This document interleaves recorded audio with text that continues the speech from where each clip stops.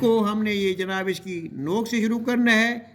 یہ جو ہے نوک سے اس کو لائن کے اوپر سے شروع کریں اور یہ ایسے اور یہاں بریک کرتے ہوئے یہ جناب یہاں پورا موٹا کر دیں اور گلائی کے ساتھ لے جائیں.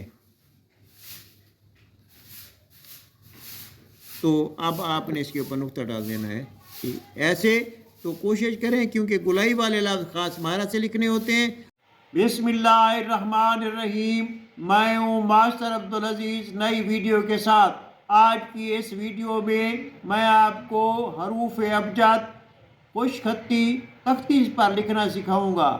تو اس تختی پر لکھنے کے لیے آپ کے پاس اچھی قلم، دوات اور تختی صاف مٹی ہوئی ہونی چاہیے.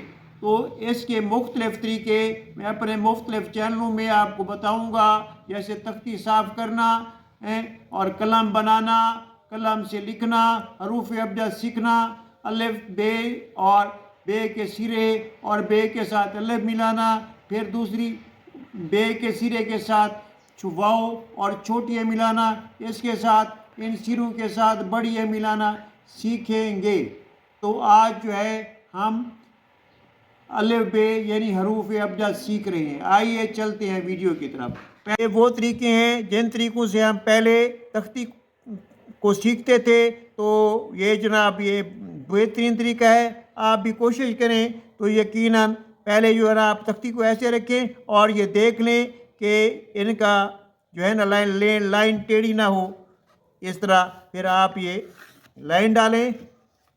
اسی طرح اپنے فاصلے کے اوپر آپ ڈالتے ہیں لائنیں.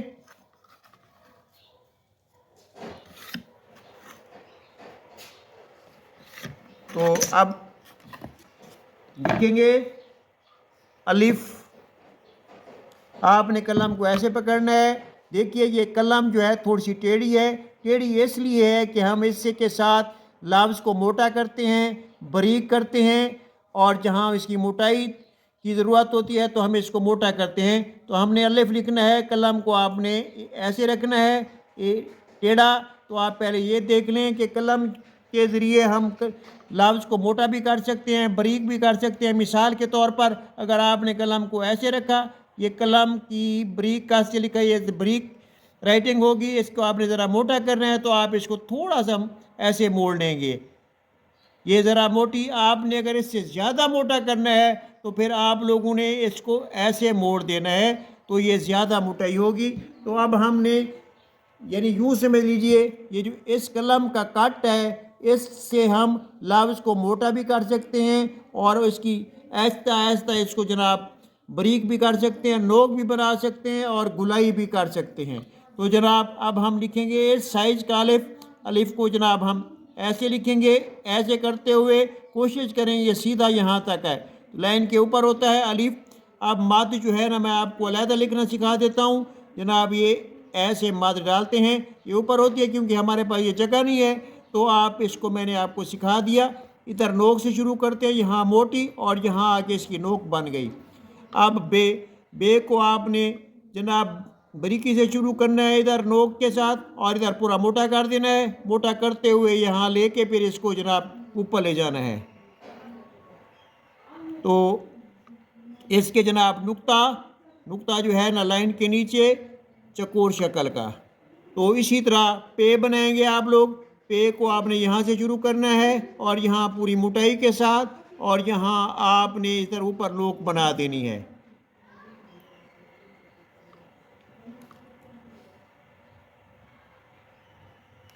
ان کے نقطے ڈالتے ہوئے آپ نے یہ خیال کرنا ہے کہ اس کو اس طرح کریں اور اس کونے کے ساتھ دوسرا نقطہ شروع کریں اور اس کو یہاں لے آئیں اور جناب اس کو اس طرح. یہ اب پہ تے. تو پھر اسی کی بھی بے کی شیپ ہوگی. آپ نے باریکی سے شروع کرنا ہے ادھر پوری موٹائی کے ساتھ آپ لوگوں نے اس کو یہاں کر دینا ہے اور جناب اس کے دو نقطے اوپر. یاد رہے یہ کونے کے ساتھ آپ نے اس کو ملانا ہے. اسی طرح ٹے کو بھی بے کی شیپ دینی ہے لیکن یہ یہاں باریک سے شروع کرنا ہے اور یہاں پوری موٹائی کے ساتھ اور جناب इसकी जांचने का पैमाना ये है कि आपने जितने ये लफ्ज़ डाले हैं इनकी शेप एक जैसी हो, तो यूँ समझ लें कि आपने लफ्ज़ सही लिखे हैं। तो जनाब इसकी कोठी ये इसकी नोक से डालेंगे, इसकी नोक के साथ हमने यूँ किया, इसको आगे बढ़ा दिया है, फिर ऐसे कर दिया।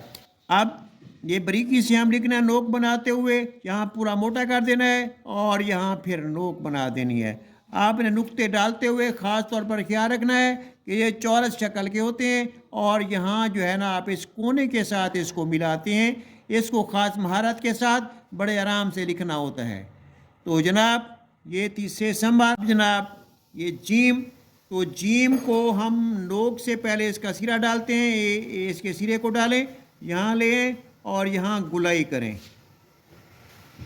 इसकी गुलाई जो है आधी लाइन के नीचे जाती है, तो आप लोगों ने ऐसे इसकी गुलाई कर देनी है और नुक्ता डाल देना है।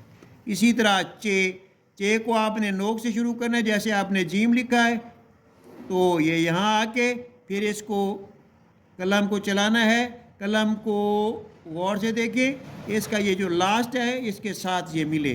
तो मैं आपकी शेप इसको दोबारा बताऊंगा इसके हवाले से भाई इसकी बनावट कैसे होती है। आम तौर पर जनाब ये चे के नुक्ते मुरब्बा शक्ल के आपने इसके कोने के साथ ये नुक्ता मिलाना है चे। और इसी तरह जनाब हे पहले ये नोक से शुरू करें, इसी तरह जीम की शेप हो, यहाँ आके इसको पूरी मोटाई में और यहाँ इसको गुलाई की शेप दे दें, ये है। इसी तरह जनाब ये खे हो गया, ये बारीक करते हुए यहाँ इसको नीचे ले आए और यहाँ इसको खे इसके ऊपर नुक्ता डाल दें। तो दोस्तों ये जो वीडियो बना रहा हूँ इसमें गुलाई के लफ्ज़ के 3-4 लफ्ज़ जो गुलाई के आ गए हैं, गुलाई के लफ्ज़ आपने इसी तरह डालने हैं कि इसकी शक्ल आपने ये जीम जो लिखा है तो इस तरह का जीम अगर आप इसको यूं करें तो ये मुर्गी के अंडे की शेप बन जाए। तो अगर आप इसको यहाँ से काट के इस तरह कर दें तो ये नून की शेप बन जाए। अब आपने इसी को जनाब ये बना हुआ है, आपने इसके साथ अलिफ लगा दिया है तो ये जनाब लाम की शेप बन गई है। इसी तरह आपने इसके साथ आपने छोटी ए का सिरा डाल दिया है तो जनाब ये छोटी ए बन गई है। अगर आपने इसके साथ जनाब एक काफ का सिरा डाल दिया है तो जनाब ये काफ बन गया है।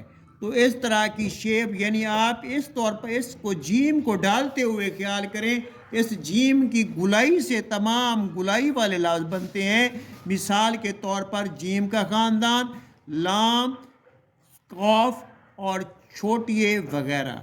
यानी आप इसकी ख़ास महारत करने के लिए आप इसको बार बार लिखें। अरबी के मकूले को मद्देनज़र रखें।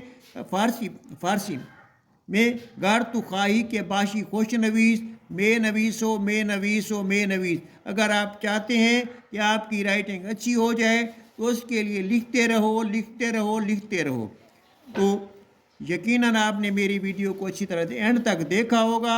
अगर आपने मेरी वीडियो को देखा है, आपको मेरी वीडियो पसंद आई है तो इसको लाइक करें, शेयर करें और सब्सक्राइब करें। बादशाह अब्दुल अजीज़ को दीजिएगा इजाज़त। अल्लाह हाफ़िज़।